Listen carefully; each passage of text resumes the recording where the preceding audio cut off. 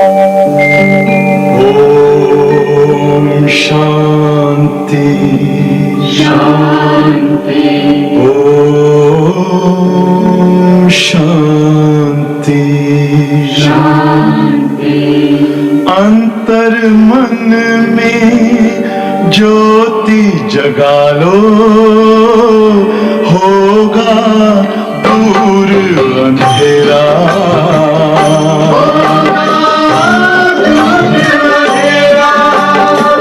शिव का कर लो ध्यान, आ रहा पावन पुण्य सवेरा।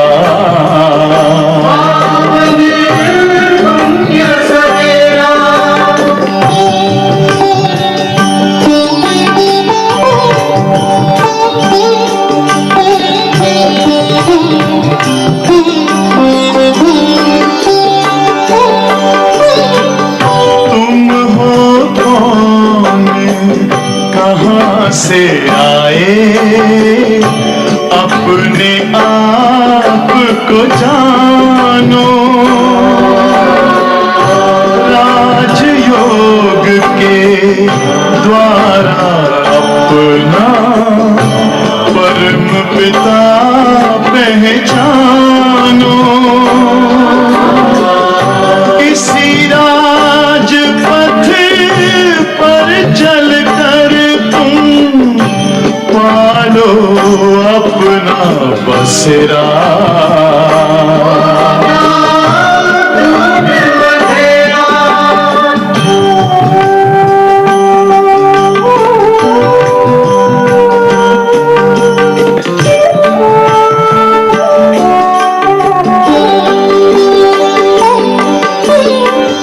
तुम हो आत्मा तन से न्यारे, परमात्मा को प्यारे।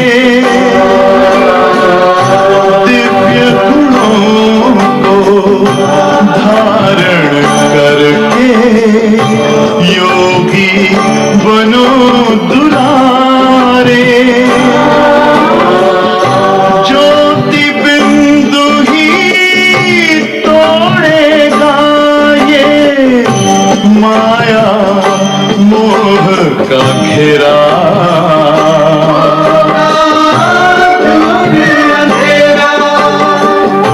अंतर मन में ज्योति जगा लो, होगा दूर अंधेरा।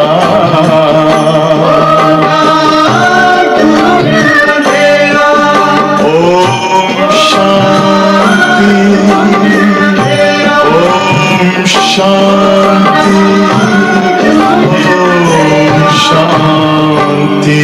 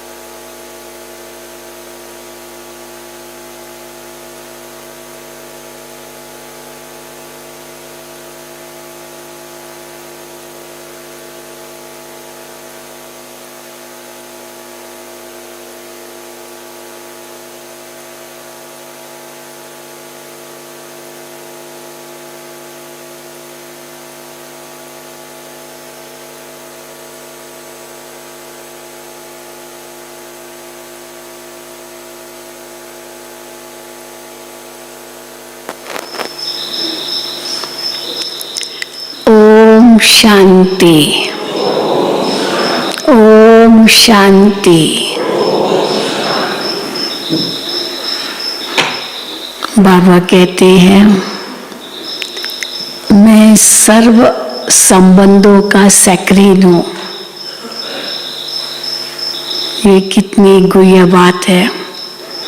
सर्व संबंधों का सैक्रीन। सैक्रीन इतनी छोटी होती लेकिन पूरा मिठास का घर है वो। तो बाबा भी सर्व संबंधों का हमें प्यार तो देते हैं,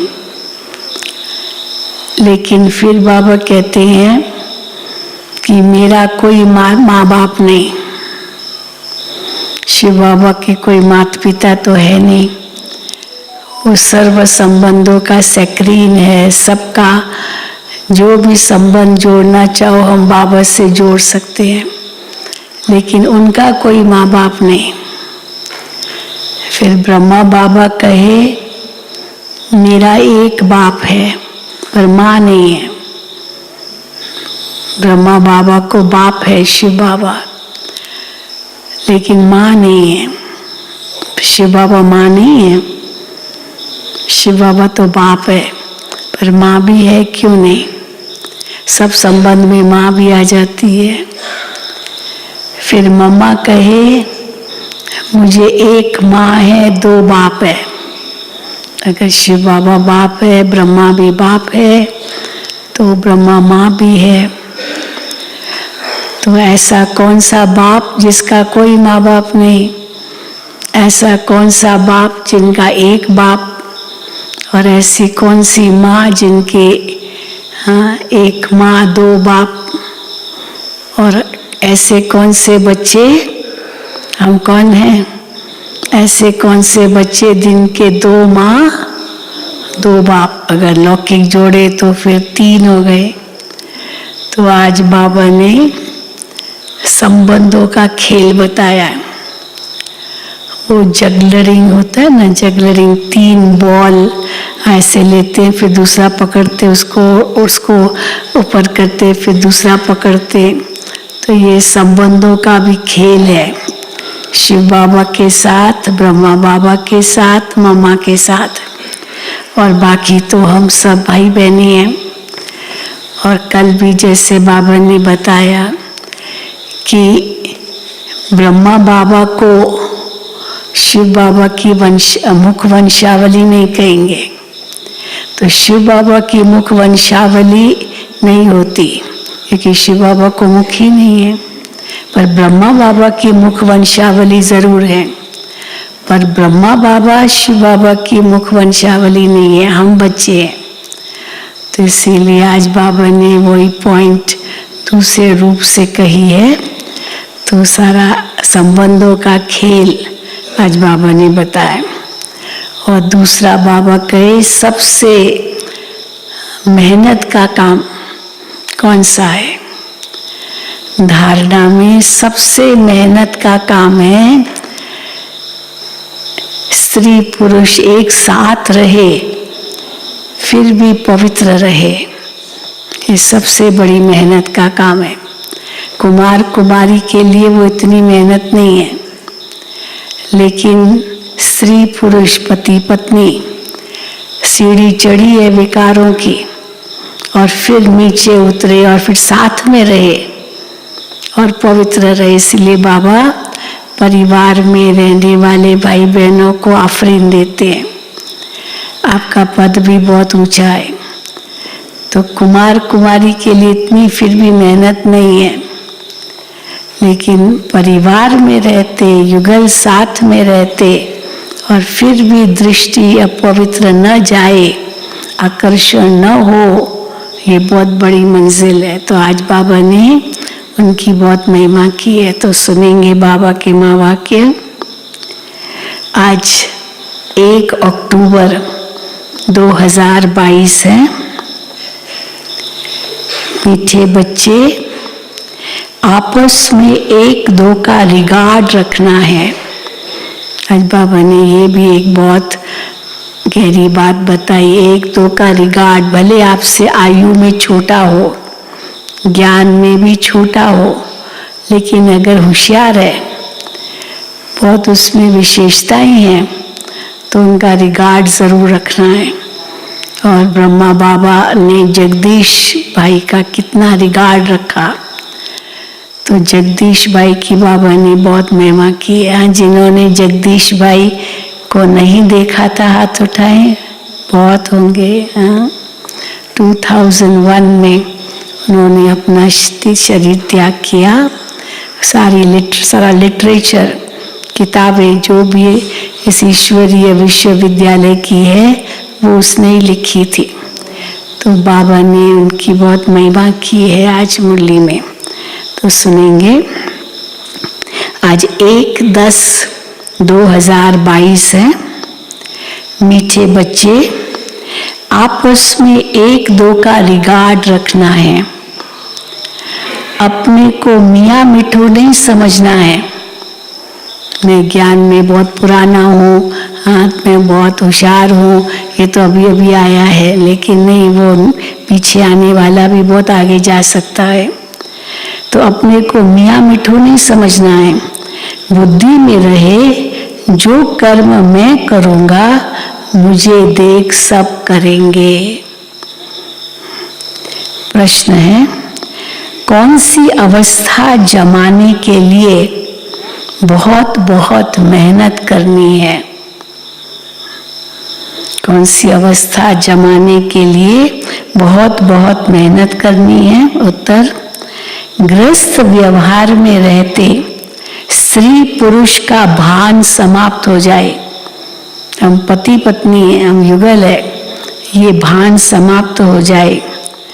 मनसा में भी संकल्प विकल्प न चले। क्या संकल्प हो? हम आत्मा भाई भाई हैं, प्रजापिता ब्रह्मा के बच्चे भाई बहन हैं। ये अवस्था जमाने में टाइम लगता है। साथ में रहते विकारों की आग न लगे, क्रिमिनल असॉल्ट न हो, इसका अभ्यास करना है। मात पिता जो सर्व संबंधों की सैक्रीन है, उसे याद करना है।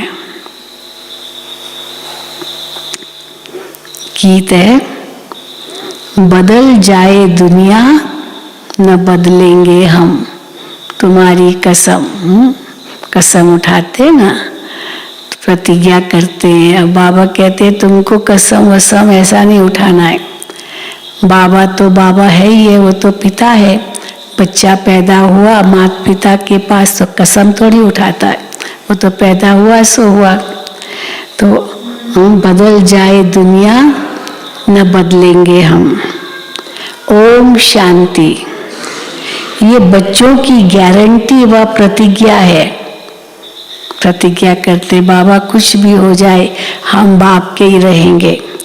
अब प्रतिज्ञा कोई मुख से नहीं की जाती है, मुख से करने की जरूरत नहीं है। ये प्रतिज्ञा जब बच्चे बाप को पहचान लेते हैं तो प्रतिज्ञा हो ही जाती है। पता है ये मेरा पिता है, इसमें प्रतिज्ञा की क्या बात है। तो प्रतिज्ञा हो ही जाती है जब बच्चे बाप को पहचानते हैं। हर एक इंडिपेंडेंट यानी स्वतंत्र पुरुषार्थ करता है पद पाने लिए। स्कूल में सब इंडिपेंडेंट पुरुषार्थ करते हैं कि हम ऊंच पद पाएं। बच्चे तो बने लेकिन स्टूडेंट भी बने, लेकिन जो पुरुषार्थ है वो तो हर एक का अपना अपना है। स्कूल में सब इंडिपेंडेंट पुरुषार्थ करते हैं कि हम ऊंच पद पाएं। यहाँ आत्मा पढ़ती है और परमात्मा पढ़ाने लिए जीव आत्मा बनते हैं और इनमें प्रवेश कर इनको यानी ब्रह्मा को और ब्रह्मा मुख वंशावली को पढ़ाते हैं।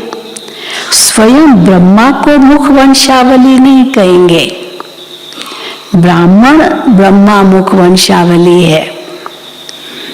ब्रह्मा शिव की मुख वंशावली नहीं है। शिव बाबा तो आकर इनमें प्रवेश कर अपना बनाते हैं। ये भी क्रिएशन है। ब्रह्मा बाबा भी शिव बाबा की तो क्रिएशन है। पहले ब्रह्मा को रचते हैं, विष्णु को नहीं रचते। सबसे पहले ब्रह्मा को रचते हैं, ऐसे नहीं सबसे पहले विष्णु को रचते हैं। पहले ब्रह्मा को रचते हैं, विष्णु को नहीं रचते हैं। गाया भी जाता है ब्रह्मा फिर विष्णु फिर शंकर। विष्णु शंकर और ब्रह्मा नहीं कहा जाता है। ब्रह्मा पहला बच्चा, सबसे बड़ा बच्चा ब्रह्मा है। तो पहले ब्रह्मा को रचते हैं, विष्णु शंकर और ब्रह्मा नहीं कहा जाता है, पहले ब्रह्मा को रचते हैं। ब्रह्मा का ऑक्यूपेशन अलग है। ये हर एक बात समझने की है। इनको त्वमेव माता च पिता कहा जाता है शिव बाबा को। तो वो निराकार है ना, तो साकार में माता पिता चाहिए। अब निराकार को कहा त्वमेव माता च पिता, पर साकार में तो माता पिता चाहिए। तो तब पूछते हैं मम्मा को माँ है, मम्मा को माँ है? तो कहेंगे हाँ। कौन है मम्मा की माँ? कौन है मम्मा की माँ? ब्रह्मा।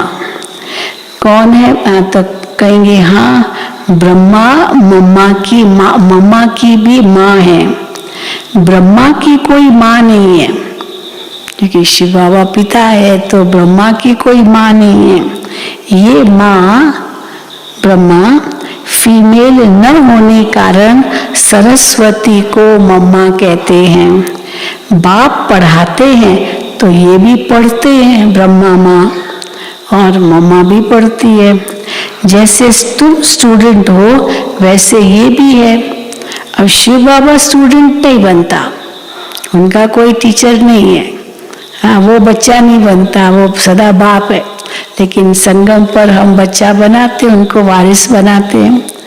तो शिव बाबा कोई स्टूडेंट नहीं है, वो सदा टीचर है। हम उनके टीचर नहीं बन सकते। चलो बाबा कहते हैं तुम शिव बाबा को बच्चा बनाते हो, लेकिन हम शिव बाबा को स्टूडेंट थोड़ी बनाते। हम शिव बाबा को पढ़ाएंगे थोड़ी, वही पढ़ाता है। शिव बाबा कोई स्टूडेंट नहीं है। तुम बच्चे ब्रह्मा का मर्तबा भी देख रहे हो कि ये सबसे जास्ती पढ़ता है। ब्रह्मा बाबा को बड़ा नशा था, मैं नंबर 1 स्टूडेंट हूँ। क्यों? क्योंकि मैं कभी मुरली मिस नहीं करता हूँ। बच्चे तो मुरली मिस कर लेते हैं, मैं कभी मुरली नहीं मिस करता हूँ। तो बच्चों से बाबा ने पूछा बताओ कैसे मैं मुरली कभी मिस नहीं करता हूँ? बच्चों ने कहा बाबा आपके द्वारा ही तो सुनाते हैं, तो आप कैसे मिस करेंगे? आपकी कान तो सबसे पहले सुनेंगे ना, मैं जो बोलूंगी मेरे कान सबसे पहले सुनेंगे, फिर आपके कानों तक आएगी आवाज। तो इसीलिए बाबा आप तो नंबर 1 स्टूडेंट हो ही। तो बाबा कहते हैं तुम बच्चे ब्रह्मा का मर्तबा भी देख रहे हो कि ये सबसे जास्ती पढ़ता है।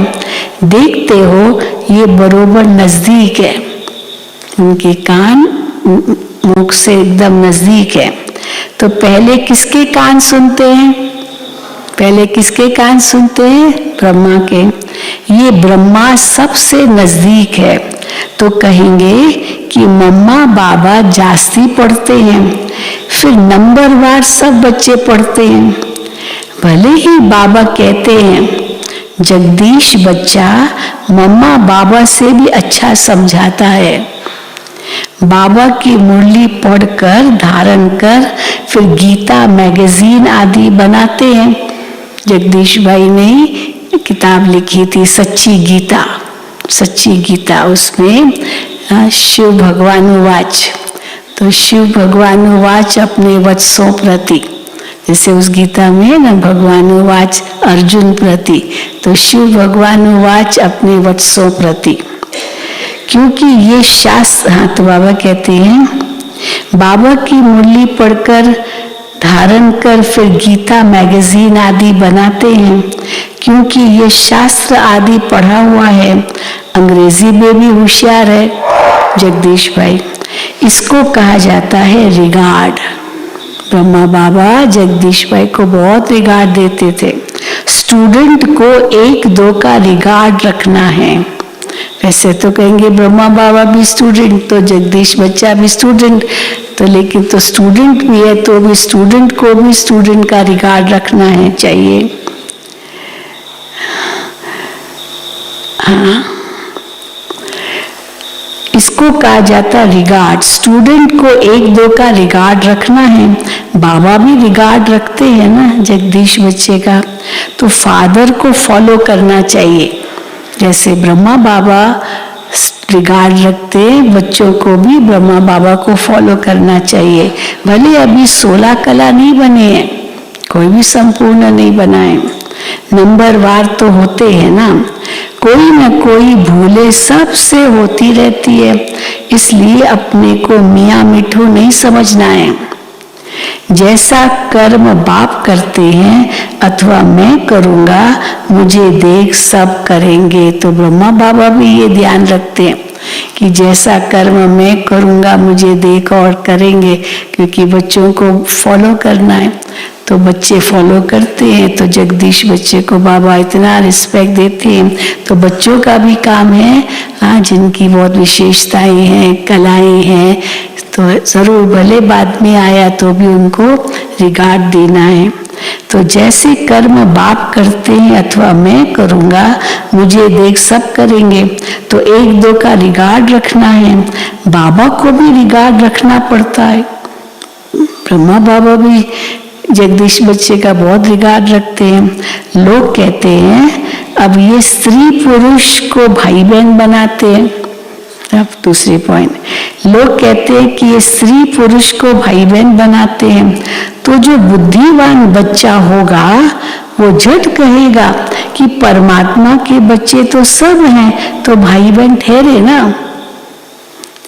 प्रजापिता ब्रह्मा के बच्चे भी भाई बहन हुए ना, भाई बहन बनना तो अच्छा है ना। बाबा के बच्चे बनेंगे तो वर्षा ले सकेंगे, अगर भाई बहन कहलाएंगे। और शिव बाबा माता पिता, ब्रह्मा बाबा शिव बाबा माता पिता, तो वर्षा लेंगे। अगर बच्चे नहीं बनेंगे, भाई बहन नहीं बनेंगे, तो वर्षा कैसे लेंगे। बाबा के बच्चे बनेंगे तो वर्षा ले सकेंगे। वर्षा मिलना है, किससे वर्षा मिलना है, वर्षा मिलना है शिव बाबा से ब्रह्मा द्वारा। ऐसे नहीं केवल शिव बाबा से संबंध ब्रह्मा से नहीं है, पर बिना ब्रह्मा के शिव बाबा वर्षा भी कैसे देंगे, इसीलिए शिव बाबा से वर्षा ले रहे हैं ब्रह्मा द्वारा। तो ब्रह्मा कुमार कुमारी बनना पड़े, फिर कभी भी विकार में तो जा नहीं सकते, नहीं तो क्रिमिनल असॉल्ट हो जाए। बाबा कितना अच्छी रीति समझाते हैं, पवित्र रहने की युक्तियां भी बताते हैं।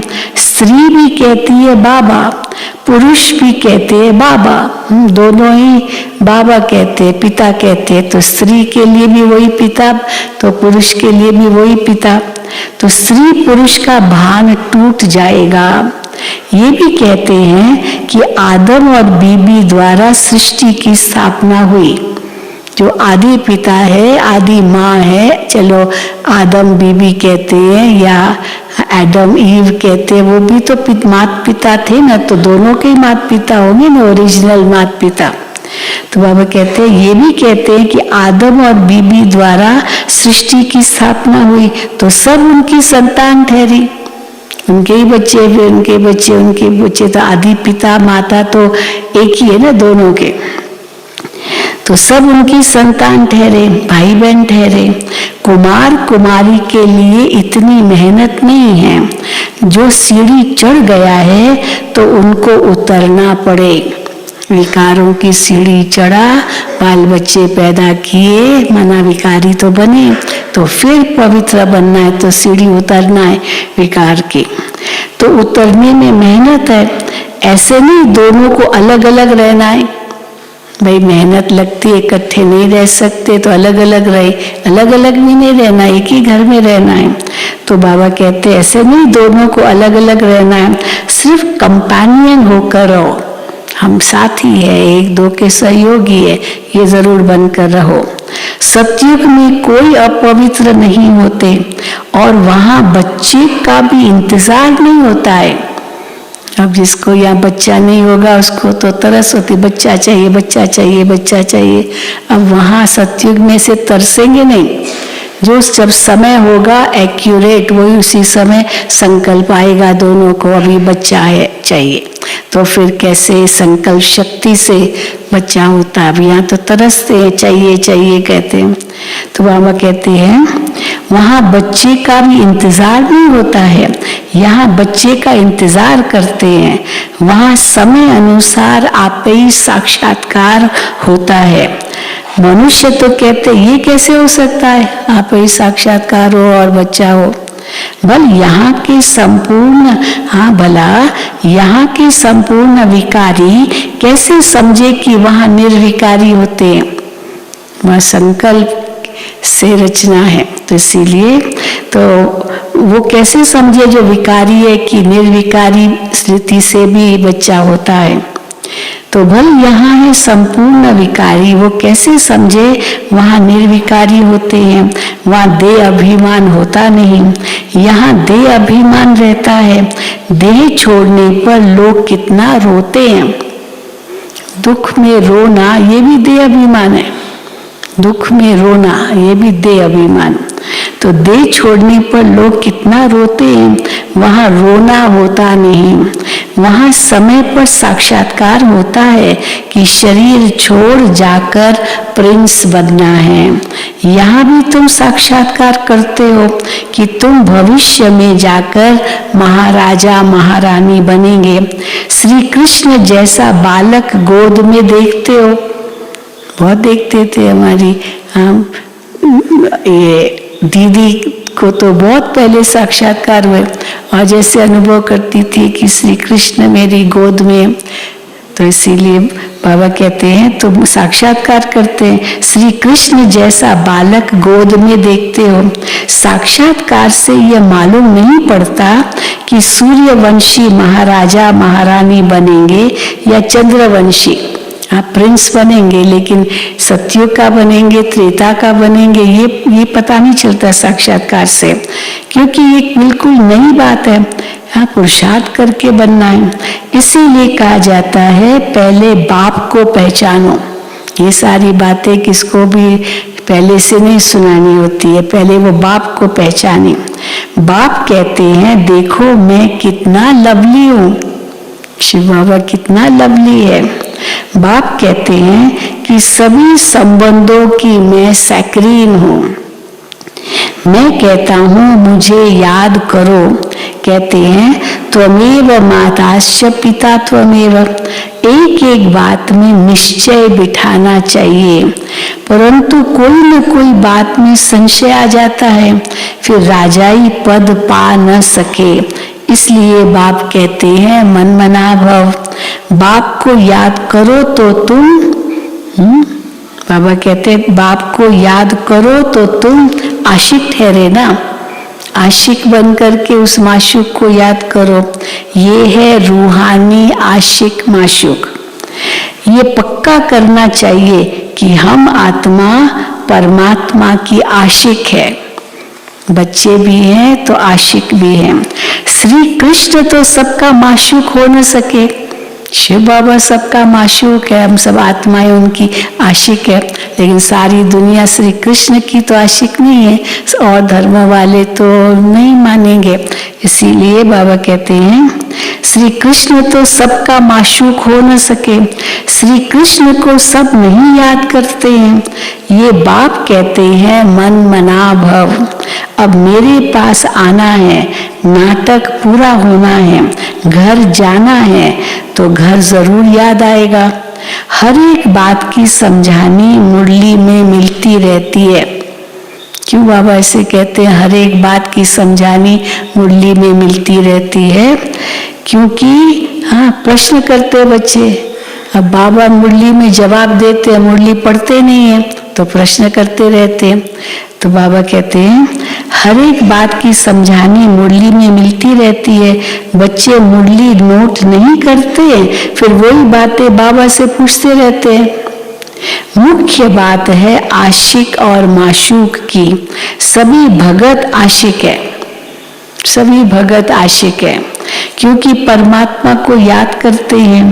कहते हैं मेरा तो एक दूसरा न कोई। मीरा भी यही कहती थी, मेरा तो एक गिरधर गोपाल, दूसरा न कोई। तो श्री कृष्ण की आशिक थी वो।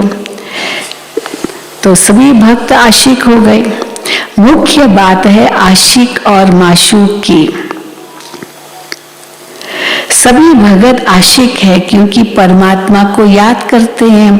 कहते हैं मेरा तो एक दूसरा न कोई। तुम बच्चे इस समय सब नई नई बातें सुनते हो, परंतु सुनते सुनते माया थप्पड़ लगा देती है। बाबा की मुरली सुन रहे हैं और माया थप्पड़ लगा देती है। अभी सुनते सुनते कैसे माया थप्पड़ लगा देती है। बाबा की मुरली सुन रहे हैं लेकिन इधर उधर देख रहे, इसको देख रहे, उसको देख रहे, जैसे माया ने थप्पड़ लगा दिया।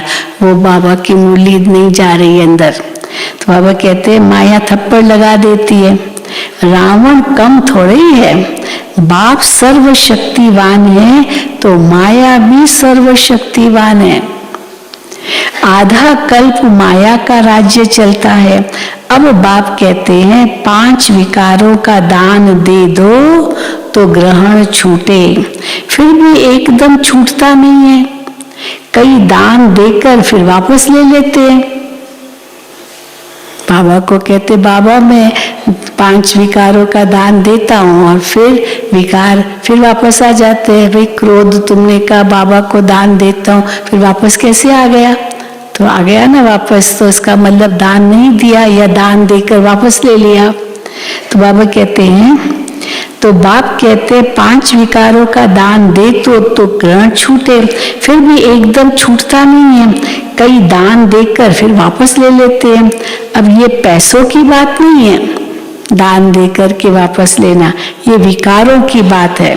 साधु सन्यासी पैसे के लिए कहते हैं कि दान देकर वापस नहीं लेना चाहिए, क्योंकि इसमें उनकी कमाई है। अब यहाँ तो चलो कोई धन देता भी है, अगर वापस मांगता है तो दे देंगे ना, ऐसे थोड़ी कि नहीं देंगे। पर विकारों का दान बाबा को दिया है तो वो भी वापस ले लेते हैं। तो फिर बाबा कहते हैं क्योंकि उनकी तो कमाई है भक्ति में, तो वो थोड़ी फिर वापस देंगे धन। कई मनुष्य फिर सन्यासियों के पास जाकर के कहते हैं बच्चा चाहिए। अब ये दूसरी बात, सन्यासी को कहेंगे बच्चा चाहिए। अब कहेंगे, हाँ वो सन्यासी कहेगा हमारी आशीर्वाद से तुमको बच्चा हो जाएगा। चलो कहा और सचमुच बच्चा हो गया तो कहेंगे हमने दिया। वो सन्यासी कहेगा मेरी आशीर्वाद से तुमको मिला। अच्छा वो मर गया, फिर कहेंगे भाभी, ऐसा ही उनका का पाठ था, मर गया तो भाभी। अगर एक का कुछ काम हो गया तो बहुतों को निश्चय बैठ जाता है। वो महात्मा जी ने कहा तुमको बच्चा होगा, सचमुच हो गया, तो वो सब उस सबका निश्चय उस महात्मा जी में हो जाएगा कि देखो इसने आशीर्वाद दिया और बच्चा हो गया। तो बहुतों का विश्वास बैठ जाता है। ऐसे उन्हों की वृद्धि होती है। एक तरफ अपनी महिमा करते हैं, दूसरी तरफ फिर भाभी भी कहते हैं। चलो फिर नहीं हुआ मान लो तो कहेंगे भाभी, तो हुआ तो कहेंगे मैंने दिया। तो कहेंगे भाभी तुम इस समय अननोन वॉरियर्स हो। वो जो अननोन वॉरियर्स होते हैं उनका यादगार बनाते हैं और बड़े बड़े जाते हैं, कहते हैं सोल्जर्स पर फूल चढ़ाओ। अरे जिसका पता ही नहीं उनका यादगार कैसे बनेगा? यहाँ भी दिल्ली में है, सबके नाम है, हम बता रहे थे सबके नाम है, जिन जिन के नाम माना सोल्जर्स है, जो भी सिपाही है उन्हों का यादगार बनाया हुआ है, कितनों के नाम है, वो सब उनके तो जरूर नाम तो होता ही है ना।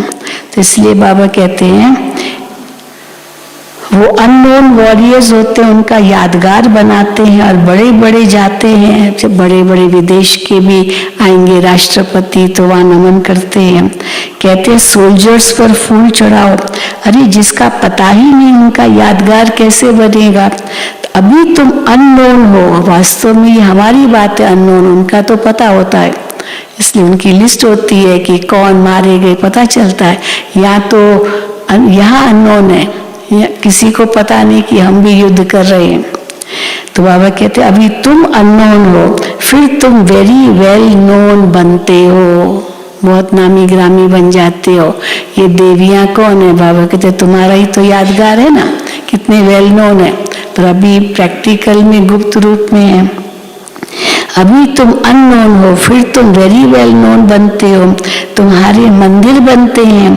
अभी तुम गुप्त में राम राज्य स्थापन कर रहे हो। तो फिर बाबा ने अच्छा कहा, लेकिन फिर बाबा और आगे बढ़े। तो मीठे मीठे बच्चे, तुम सिक्की लदे बच्चे हो ना, 5000 वर्ष के बाद मिले हो। कितना नशा चढ़ना चाहिए, हम 5000 वर्ष के बाद मिले बाबा से, हम सिक्की लदे बच्चे हैं। किसी का गुम हुआ बच्चा मिल जाए तो माँ बाप को कितनी खुशी होगी, बच्चा भी बाबा बाबा कहता रहेगा। तो अभी विनाश होता है और तुम गुम हो जाते हो, अर्थात बाप से बिछड़ जाते हो, फिर कल्प के बाद बाप से मिलते हो फिर से संगम पर। तो माँ बाप का कितना प्यार रहता है। आधा कल्प तुम सुख भोगते हो, फिर धीरे धीरे दुखी होते हो। सन्यासी कहते हैं ना, सुख काग विष्टा के समान है। कलयुग में अल्पकाल का सुख है काग विष्टा समान, वो भी विकार के लिए कहते हैं। गुरु नानक ने भी कहा विकार के लिए कहते हैं, ना पवित्र बनो, यहाँ का सुख तो काग विष्टा समान है। अपवित्र रहने से कोई सच्चा सुख नहीं मिलता, वो भी कहते हैं, लेकिन इनडायरेक्टली। गुरु नानक ने भी कहा विकारों के लिए, संन्यास के लिए। कैसे का गुरु नानक ने, मूत पलीती कपड़ धोए। तो कौन धोएगा? अच्छा, मूत पलीती कपड़ धोए, लेकिन कौन धोएगा? विकारी को निर्विकारी कौन बनाएगा? वो एक परम पिता परमात्मा ही है, जिसको कहते ही हैं एक ओंकार। सिख लोग ये गाते रहते हैं, इस ज्ञान में तो बच्चों की बुद्धि बड़ी श्रूड चाहिए। इन बातों को समझने के लिए बड़ी श्रूड, सियानी, वाइज जिसको कहेंगे चाहिए। सिख लोग, क्योंकि आत्मा को जगाना होता है ना, तो आत्मा भी श्रूड बनती है। कितने समझदार बन जाते हैं हम बाबा का ज्ञान पाकर। कोई कोई तो बहुत अच्छे श्रूड बुद्धि हो जाते हैं। माताएं, कन्याएं बहुत अच्छी खड़ी हो जाती है। नहीं तो माताएं बैठ पति को समझाए, इसमें बड़ी हिम्मत और निर्भयता चाहिए। कई पुरुष लोग इतने होशियार होते हैं, स्ट्रांग, बेचारी माताएं उनकी युगल तो जैसे आधी पढ़ी कुछ नहीं पढ़ी। तो पुरुष लोग तो इतना सुनाते, बेचारी उनकी स्त्री ऐसे ही बैठी रहती है, सुनती रहती है, वो बीच में नहीं बोलती है। और कई अपोजिट होता, वो स्त्री इतना बोलती है और पुरुष बेचारा शांत। हाँ, ऐसे मिलते हैं ना, हम युगलों से मिलते हैं तो किसमें स्त्री बहुत ज्यादा बोलती है और पुरुष इतना नहीं बोलता। भले वो पद पुरुष का है, लेकिन वो बेचारा सॉफ्ट होता है, लेकिन स्त्री बड़ी होशियार होती है। और कहाँ तो स्त्री एकदम शांत, कुछ भी नहीं बोलती है, पर पति बोलता है। तो हर एक अलग अलग है। तो बाबा कहते हैं माताएं, कन्याएं बहुत अच्छी खड़ी हो जाती है। नहीं तो माताएं बैठ पति को समझाए, इसमें बड़ी हिम्मत और निर्भयता चाहिए। पति के आगे तो कुछ भी नहीं बोलेगी वो, लेकिन यहाँ बाबा कहते हैं माताएं होशियार हो जाती है। नहीं तो माताएं बैठ पति को समझाए, इसमें बड़ी हिम्मत और निर्भयता चाहिए, पति को भी ज्ञान दे। बाकी तो सब नरकवासी हैं, दुर्गति में हैं। वो तो भक्ति में खूब नाचते, ताली आदि बजाते रहते हैं, पर सदगति तो होती नहीं। कितना भी भक्ति में नाचे गाए, पर सदगति थोड़ी होती है। तुम बच्चे सदगति में जाने के लिए बिल्कुल चुप रहते हो, चुप रहते हो और सदगति को पा लेते हो। नारद ने कहा मैं लक्ष्मी को वरूं, वास्तव में लक्ष्मी को वरने के लिए तुम पुरुषार्थ कर रहे हो। वो नारद तो भगत था, तो भक्त थोड़ी लक्ष्मी को वर सकता है। जो ज्ञानी तो आत्मा वही लक्ष्मी को वरेंगे। वास्तव में लक्ष्मी को वरने के लिए तुम पुरुषार्थ कर रहे हो, भगत तो वर न सके। लक्ष्मी नारायण को कैसे राज्य मिला, कब मिला और वो अब कहाँ गए, ये सिर्फ तुम जानते हो। इसलिए तो मंदिर में जाकर के माथा नहीं टेकते हो। लक्ष्मी नारायण के आगे जाकर के हम सिर झुकाए, माथा टेके, हाथ जोड़े, यहाँ साष्टांग नमस्कार करें, वो अभी हम नहीं करेंगे। क्यों? क्योंकि हम जानते हम ही तो वो बन रहे हैं। तो हम ही वो बन रहे हैं तो नशा चढ़ता है। देखो बाबा हमको कितना ऊंच बना रहा है, जिनको भक्ति में कितना सब याद करते हैं, पूछते हैं। तो बाबा कहते हैं इसलिए तो मंदिर में जाकर माथा नहीं टेकते हो, समझते हो कि हम ही लक्ष्मी नारायण बन रहे हैं, तुम्हारा माथा टेकना बंद हो गया है। वो कहते हैं ये नास्तिक है। ये देखो लक्ष्मी नारायण के आगे माथा भी नहीं टेकते हैं, हाथ भी नहीं जोड़ते, तो नास्तिक हो गए हम। जो माथा भी नहीं टेकते, वास्तव में तुम तो आस्तिक हो, क्योंकि तुम उनको जानते हो। वो तो जानते ही नहीं है कि लक्ष्मी नारायण कौन है। तुम जानते हो, तुम उन जैसा बनते भी हो। तो वास्तव में तुम आस्तिक हो, नंबरवार पुरुषार्थ अनुसार। वो तो नास्तिक है जो परमात्मा को नहीं जानते। अभी तुम धन के बने हो, फिर भी धन के बने हो, धनी का ज्ञान मिला है, उनको याद करते हो, फिर क्या हो जाता है, फिर माया थप्पड़ लगा देती है तो ऑर्फन निधन के बन जाते हो। अब माया ने थप्पड़ मारा तो बाबा को छोड़ दिया, तो फिर अनाथ बन गए, वापस सनाथ बने, माता पिता के बने, फिर अनाथ बन जाते हैं। अनाथ ऑर्फन निधन के बन जाते हैं। भले ही बूढ़े हैं परंतु माया उनको भी जवान बना देती है ना। भले बूढ़े हो गए तो भी माया जवान बना देती है। माया के तूफान आते हैं, तुम्हें एक दो का हाथ पकड़कर सहयोगी बन इस नई यात्रा पर बाप की श्रीमत पर चलते रहना है। सारा मदार है बुद्धि की यात्रा पर, अचल अडोल अंगद की तरह बनना है। अंत में वो अवस्था आनी है, एकदम अचल अडोल अंगद की तरह अवस्था बाबा कहते अंत में आनी है। अच्छा मीठे मीठे सिकीलते बच्चों प्रति माता पिता बाप दादा का याद प्यार और गुड मॉर्निंग। रूहानी बाप की रूहानी बच्चों को नमस्ते। हम रूहानी बच्चों की रूहानी बाप दादा को याद प्यार गुड मॉर्निंग और नमस्ते। एक और पेज है जिसमें मम्मा की 2 मुरलियां हैं, वो भी सुनेंगे। धारणा के लिए मुख्य सार पहला, 1-2 का हाथ पकड़ सहयोगी बन बाप की श्रीमत पर चलते रहना है। बाप जो सर्व संबंधों की सैक्रीन है उसे बड़े प्यार से याद करना है। दूसरा, जैसे बाप हर बच्चे को रिगार्ड देते हैं ऐसे फॉलो करना है।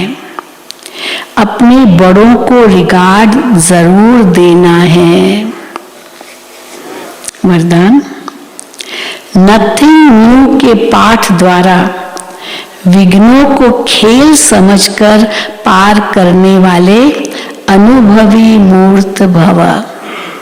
नथिंग न्यू के पाठ द्वारा विघ्नों को खेल समझकर पार करने वाले अनुभवी मूर्त भव। विघ्नों को देखकर घबराओ नहीं। मूर्ति बन रहे हो तो कुछ हैमर तो लगेंगे ना, हथौड़े तो लगेंगे ना। वहाँ भी हम नागपुर गए थे, नागपुर में बहुत अच्छा म्यूजियम बनाया और उस म्यूजियम में एक कलाकृति बहुत सुंदर बनाई है कि पहले उसमें अलग अलग स्टेजेस बनाई है। पहले दिखाया एकदम खाली वो मिट्टी है, पूरी मिट्टी, और उसमें जैसे आकृति दी है थोड़ी उसके अंदर। फिर धीरे धीरे वो जो आकृति है वो बाहर निकलती है और अपने आप को गढ़ती रहती है। वो हथौड़ी और छेने से वो जो मिट्टी है बाहर की निकालती रहती है, निकालता रहता है वो व्यक्ति दिखाया। फिर वो निकालता फिर आगे बढ़ते हैं और निकलती जाती है, मिट्टी निकलती जाती है, और अंत में दिखाया वो कैसे अपने को गढ़ दिया और वो बिल्कुल देवता बन गया। तो अपने आप को ही गढ़ना है। तो इसीलिए विघ्नों को देखकर घबराओ नहीं। मूर्ति बन रहे हो आप, मूर्ति बन रहे हो तो कुछ हैमर हथौड़े तो लगेंगे ही ना, लगेंगे हैमर हथौड़े, तब तो मूर्ति बन जाएंगे। तो लगेंगे ही, हैमर से ही तो ठोक ठोक कर ठीक करते हैं। जो जितना आगे बढ़ेंगे उतना तूफान ज्यादा क्रॉस करने पड़ेंगे। जितना आगे बढ़ेंगे तूफान ज्यादा क्रॉस करने पड़ेंगे। लेकिन आपके लिए ये तूफान तोहफा है, अनुभवी बनने के तोहफा है। इसलिए ये भी सोचो कि क्या सब विघ्नों के अनुभव मेरे पास ही आने हैं? नहीं, वेलकम करो, आओ। नथिंग न्यू का पाठ पक्का हो तो ये विघ्न खेल लगेंगे। स्लोगन, सत्यता की विशेषता हो तो आत्मा रूपी हीरे की चमक चारों ओर स्वतः फैलती है। सत्यता की विशेषता हो तो आत्मा रूपी हीरे की चमक चारों ओर स्वतः फैलती है। अब मम्मा की 2 मुरलियां हैं, जल्दी पढ़ लेती हूँ। मातेश्वरी जी के अनमोल महावाक्य। अगर कोई ये प्रश्न पूछे कि ये जो अपने को इस संगम समय पर ईश्वरीय नॉलेज मिल रही है वो फिर से अपने को सतयुग में मिलेगी, तो ये पूछे। अब इस पर समझाया जाता है कि सतयुग में तो हम स्वयं ज्ञान स्वरूप हैं, देवताई प्रारब्ध भोग रहे हैं, वहां ज्ञान की लेन देन तो चलती नहीं। अब ज्ञान की जरूरत है अज्ञानियों को, वह अज्ञानी भी नहीं है तो ज्ञान की लेन देन भी जरूरत नहीं है। परंतु वहां तो सब ज्ञान स्वरूप है, वहां कोई अज्ञानी रहता ही नहीं है जो ज्ञान देने की जरूरत रहे। अब तो इसी समय अपने सारे विराट ड्रामा के आदि मध्य अंत को जानते हो। आदि में हम कौन थे, कहाँ से आए, और मध्य में कर्म बंधन में फंसे, फिर कैसे गिरे। अंत में हमको कर्म बंधन से अतीत हो कर्मातीत देवता बनना है। जो पुरुषार्थ अब चल रहा है जिससे हम भविष्य प्रारब्ध सतयुगी देवता बनते हैं, अगर वहां हमको ये मालूम होता सतयुग में कि हम देवताएं गिरेंगे तो ये ख्याल आने से खुशी गायब हो जाती है। हम गिरेंगे ये ख्याल जैसे ही आएगा तो खुशी गायब हो जाएगी। तो वहां गिरने की नॉलेज नहीं है, ये ख्यालात वहां नहीं रहती। हमको इस नॉलेज द्वारा अब मालूम पड़ा है कि हमको चढ़ना है और सुख की जीवन बनानी है। फिर आधा कल्प के बाद अपनी प्रारब्ध भोग फिर अपने आप को विस्मृत कर माया के वश होकर गिर जाते हैं। ये चढ़ना और गिरना ये अनादि बना बनाया खेल है। ये सारी नॉलेज अब बुद्धि में है, ये नॉलेज सतयुग में नहीं रहती। अब मम्मा की दूसरी मुरली। कई मनुष्य ऐसे समझते हैं कि हम जो कुछ भी करते हैं, चाहे अच्छा करते चाहे बुरा करते हैं, उनका फल अवश्य मिलता है। बात तो सही है कि मिलता है। जैसे कोई दान पुण्य करते हैं, यज्ञ हवन करते हैं, पाठ पूजा करते हैं, तो वो समझते कि हमने ईश्वर के अर्थ जो भी दान किया वो परमात्मा के दरबार में दाखिल हो जाता है। जब हम मरेंगे तो वो फल अवश्य मिलेगा और हमारी मुक्ति हो जाएगी, ऐसे समझते हैं। परंतु ये तो हम जान चुके हैं कि इस करने से कोई सदा काल के लिए मुक्ति नहीं मिलती है। आपने जो भी दान पुण्य किया, जो भी अच्छा किया, अगले जन्म में आपको उसका फल मिलेगा, पर उससे आपको कोई मुक्ति नहीं मिल जाएगी। हमारी वो सदा काल के लिए फायदा नहीं हुआ ना। फिर तो बाबा कहते जब हम मरेंगे तो वो फल, अब तो मम्मा कहती है जब हम मरेंगे तो वो फल अवश्य मिलेगा और हमारी मुक्ति हो जाएगी, ऐसे समझते हैं। परंतु ये तो हम जान चुके हैं कि इस करने से कोई सदा काल के लिए फायदा नहीं है, मुक्ति नहीं मिलेगी। ये तो जैसा जैसा कर्म करेंगे उससे अल्पकाल क्षण भंगुर सुख की प्राप्ति अवश्य होती है, मगर जब तक ये प्रैक्टिकल जीवन सदा सुखी नहीं बनी है तब तक उसका रिटर्न नहीं मिल सकता है। भल हम किससे भी पूछेंगे ये जो भी तुम करते हो ये करने से तुम्हें पूरा लाभ मिला, तो ये सुनने से वो लाजवाब हो जाते हैं, मना जवाब नहीं दे पाते हैं। अब परमात्मा के पास दाखिल हुआ या नहीं हुआ वो हमें क्या मालूम, ऐसे कहते हैं। जब तक अपनी प्रैक्टिकल जीवन में कर्म श्रेष्ठ नहीं बने हैं तब तक कितनी भी मेहनत करेंगे तो भी मुक्ति, जीवन मुक्ति को तो नहीं प्राप्त करेंगे।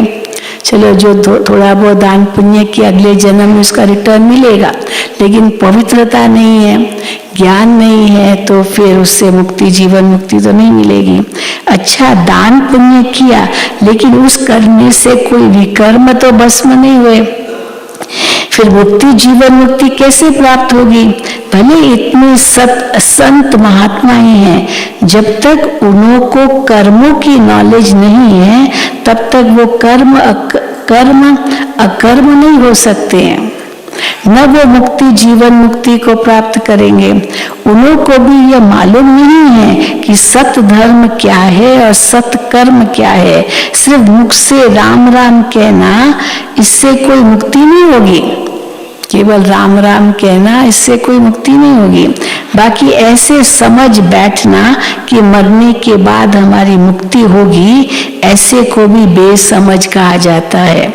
उन लोगों को ये पता ही नहीं है कि मरने के बाद क्या फायदा मिलेगा, जो भी हमने किया उसका क्या फायदा मिलेगा, क्योंकि मुक्ति तो मिलेगी नहीं, घर तो जा नहीं सकेंगे।